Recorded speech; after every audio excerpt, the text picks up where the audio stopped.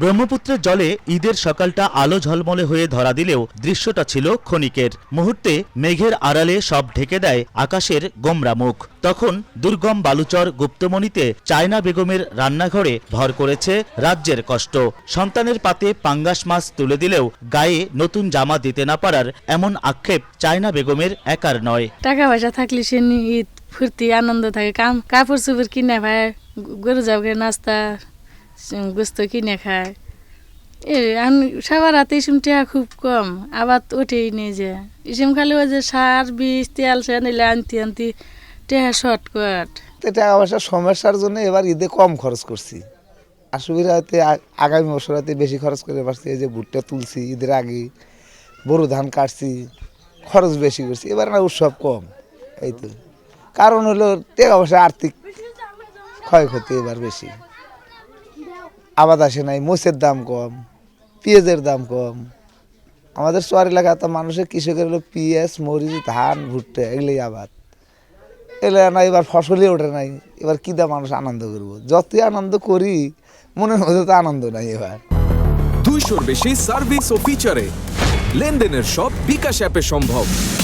কষ্ট করে হলে একটু খানা দানা কিছু কিনছি, জামা কাপড় কিনতে পারি নাই টাকার অভাবে। এবারকার ঈদের যে খরচটা আমরা আশা করছিলাম করব, সেই খরচটা এবার আমাদের ভাগ্য হয় নাই চর অঞ্চলের মানুষের।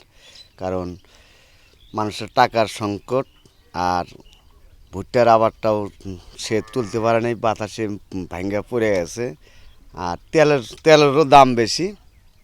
এই কারণে মনে হয় না আমাদের এবার আবাদটা বেশি সুবিধাজনক করতে পারি নাই। ঈদ খরচটাও আমরা টাকা ব্যয় করে করতে পারি নাই। বন্যা, খরা, ভাঙনের মতো প্রাকৃতিক দুর্যোগের সাথে যুদ্ধ করে টিকে থাকা চর দ্বীপচরের বাসিন্দাদের বাড়তি তেমন আনন্দ যোগ করেনি এবারের ঈদ। আর 10টি স্বাভাবিক দিনের মতোই কেটেছে দিনটি। ঈদ বলতে হাতে মেহেদি রাঙিয়ে বাড়তি আনন্দ যোগ করে শিশুদের মধ্যে। ছোটবেলা তো আমরা এত আনন্দ পাইনি, তো এত আনন্দ পাইনি। এখন বাচ্চা কাচ্চা হয়েছে, এখনকার আনন্দ আলাদা বেশি। ঈদের আনন্দটা ভালোই হইতেছে।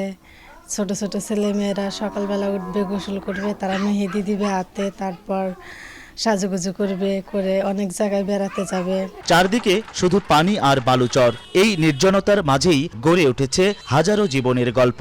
ফল ফসলে ব্যাপক সম্ভাবনাময় চর দ্বীপচর নিয়ে সরকারের সঠিক পরিকল্পনা এ জনপদে ফিরিয়ে দিতে পারে ঈদ পুজোর মতো উৎসব পার্বণ, বলছেন সচেতন মহল। এখন পর্যন্ত এই জায়গাটাই আমরা নিশ্চিত করতে পারি নাই যে তাদের উৎপাদিত যে শস্য পণ্য সেগুলোর বাজারজাতকরণের কোনো ব্যবস্থা আমরা করতে পারি নাই। এবং অর্থনৈতিকভাবে পিছিয়ে পড়া যদি হয় জনগোষ্ঠী, তাহলে খুব স্বাভাবিকভাবেই তাদের ঈদ পুজো আমাদের কাছে খুব স্পষ্ট হবে না।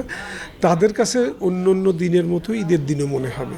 অর্থনৈতিকভাবে একটা সমৃদ্ধ অঞ্চল হিসেবে যদি পরিকল্পিতভাবে সরকার কাজ করে, চরাঞ্চলের মানুষের জীবন এবং জীবিকার উন্নয়নের জন্য যদি কাজ করে, তাহলে নিঃসন্দেহে আমাদের এলাকার দারিদ্র্য এবং চর অঞ্চলের মানুষের দারিদ্র্য কমে আসবে। নতুন কাপড় হোক বা না হোক, সকাল হলেই ঈদের খুশি ছড়িয়ে পড়ে চরে। আকাশটাকে ছাদ বানিয়ে খোলা মাঠেই বসে ঈদের জামাত। এমন দৃশ্য ছিল গাইবান্ধার 4 উপজেলার 180টিরও বেশি চর দ্বীপচরে।